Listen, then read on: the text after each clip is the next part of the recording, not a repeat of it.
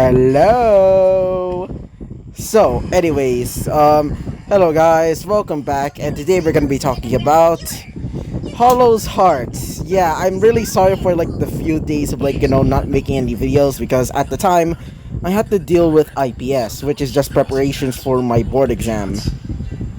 So yeah, so I'm back, and today we're gonna be talking about Hollow's Heart, shall we, ladies and gents? Been a while since I got into this fanfic or what if, because well, I honestly gotten no interest in it lately, but I recently gotten a good idea for this part. Anyway, let's continue on with this episode, shall we, ladies and gents?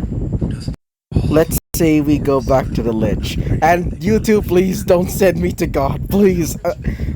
She's clearly wearing something below there. One. No, she's wearing shorts. Yes, she's wearing shorts. Yes. Nothing else. Please don't send me to God, Jesus. But anyway, continue on. As she's currently walking with her army, or in this case, floating, as she would see the smoke rising from above the tree line, as she would say, "So, that's where he is. Get him," she would say, as they would all charge in. As most of these zombies, or in this case, their version of zombies are, well, typically the undead corpses stuff, but less, turning into rotten corpses and more like just ladies with green skin and ripped clothes. Not in that way, but more or less it's like that. As while they're basically charging in, she would look back at her subordinate, or more specifically, the one that I talked about last episode. The one that seems to be wearing almost Japanese-style armor. As she would say, "Make sure that if he's found, do not harm him. I'll be taking him first," she would say. As she would say, "Very well, my lady," she would say, as she would bow her head, while still wielding some sort of what seems to be a katana, or at least some version of it. It certainly seems like a katana, but seems to be bone-like. As after doing so, we would go back towards Izu, which is Izuku, but, well, the whole hollow thing. So yeah.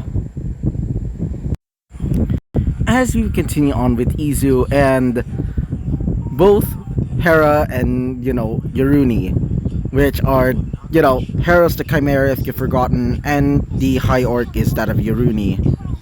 Still, it's sometimes hard to pronounce Yoruni's name because it's spelled with U-R-Y-N-I-E and E with two, dots. I specifically use, a fantasy name generator specifically for that name with my own touches. And because I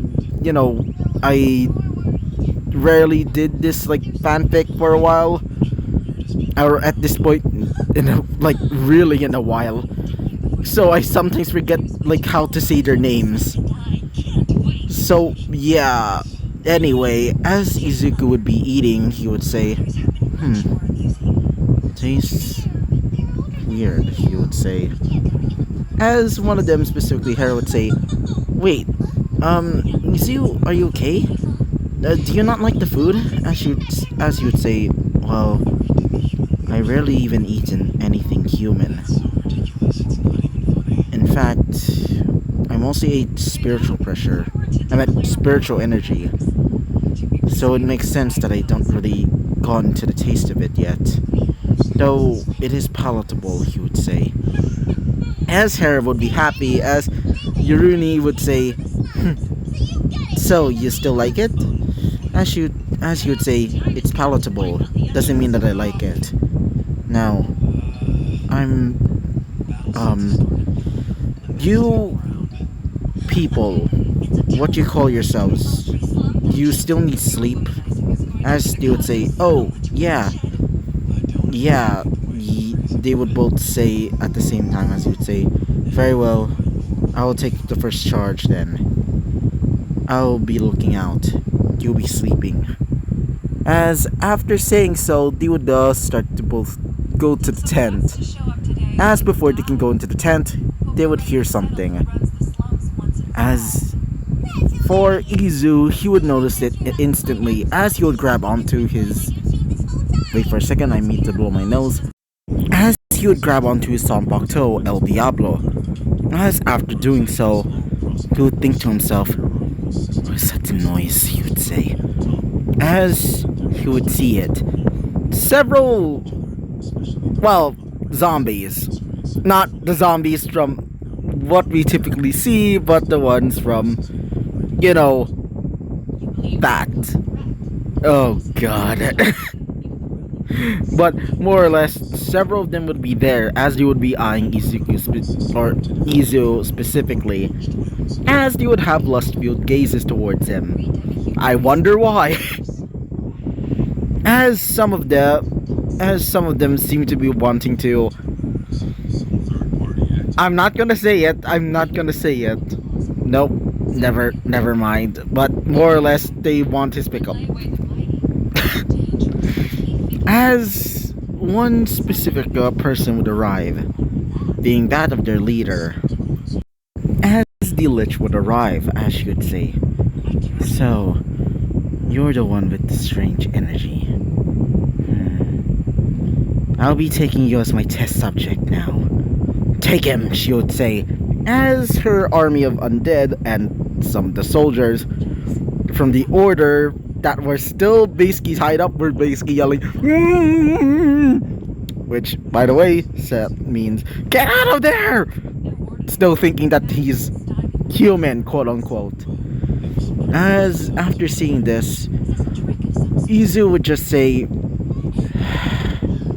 annoying, he would say, as he would grab onto Sanpokto, transforming it into, in this case, Glotoneria, as his arm would slowly start being encased in what seems to be tentacles.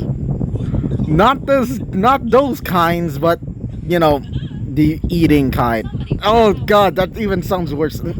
That's actually Aranyero's Anuari's version, or at least Aranyero's Anuari, or I'm just gonna call him, you know, just Aranyero's arm, or his Zanpakuto, quote unquote, because technically in the story or in the lore, if I remember correctly, that is technically not a Zanpakuto, but more like, I guess you could say, just a limb from him before he became that, or in this case, before he transformed.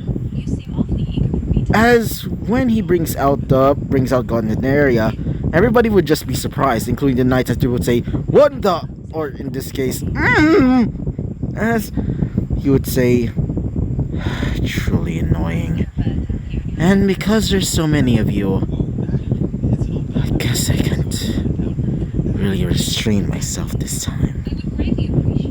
As you would hear the sound or the voice of Anyero, as you would hear his dual voice.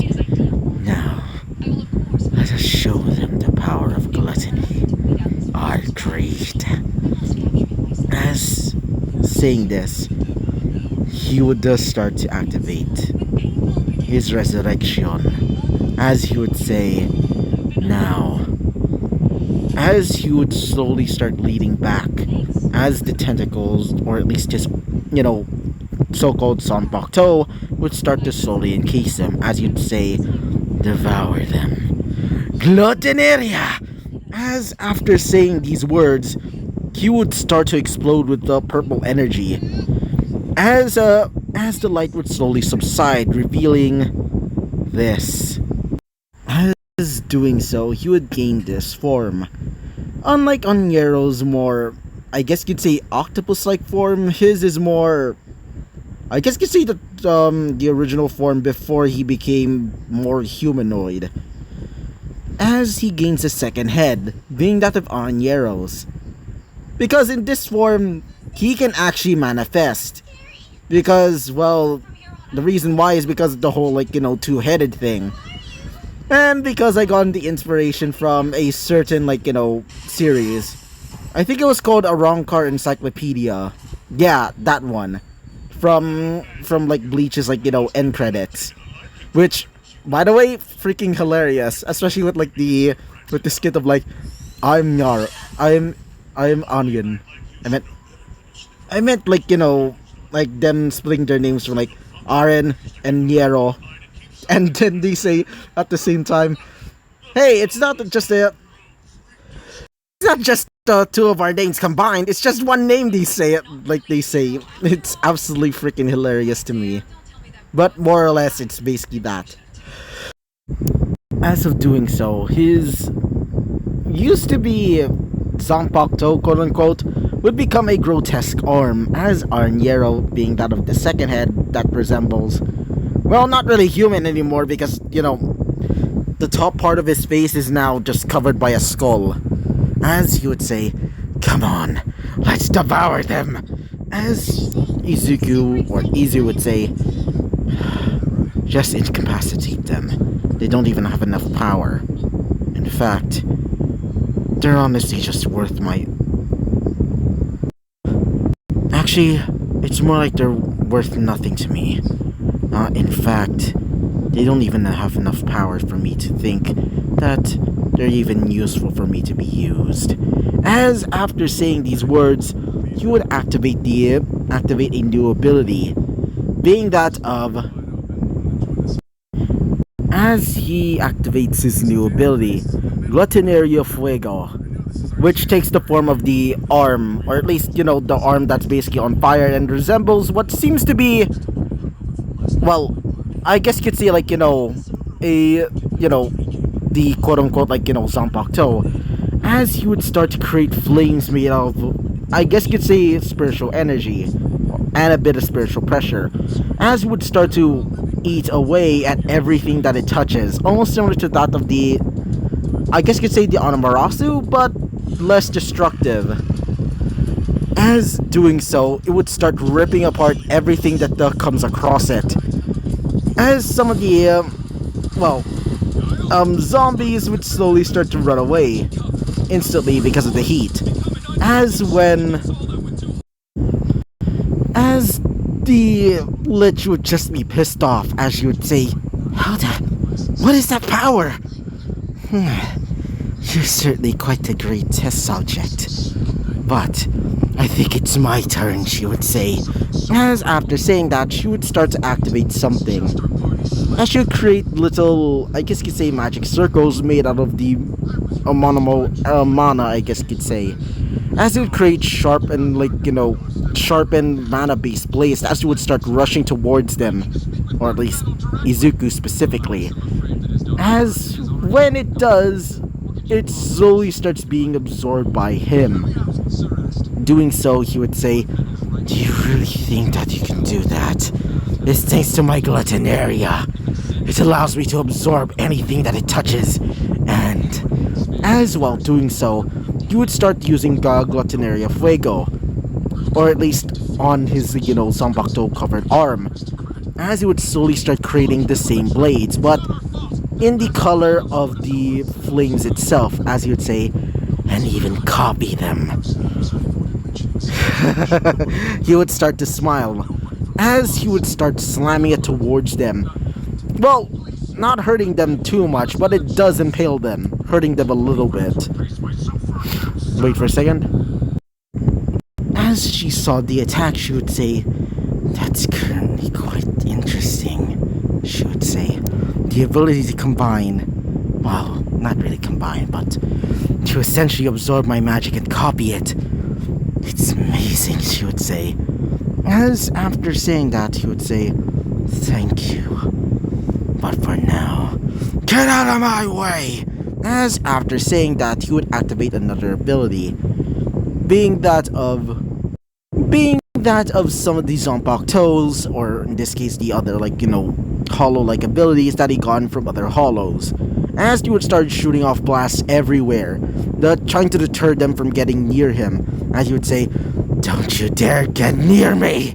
As after saying these words, another person would arrive.